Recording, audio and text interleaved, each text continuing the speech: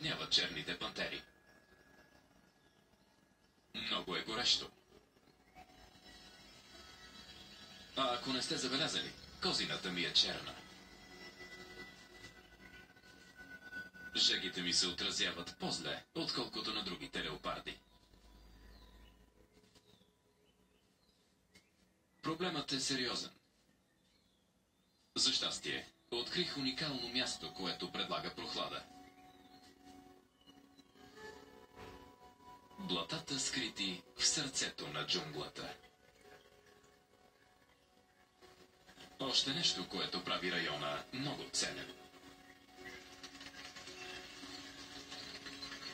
В тази открита местност има вода дори през сухия сезон.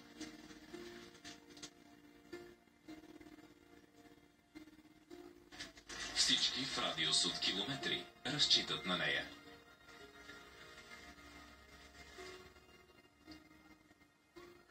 Но има една уловка.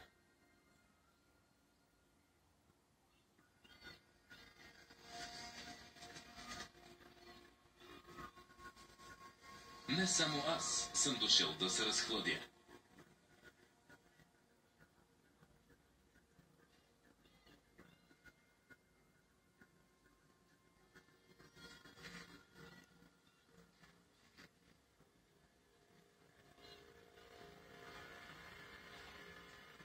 Това е Кал.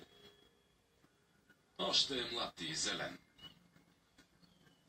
Той обаче е 3 пъти по-едър от мен. Достатъчно голям е да ме убие. Кал е истински звяр. Сигурно тежи около 230 килограма.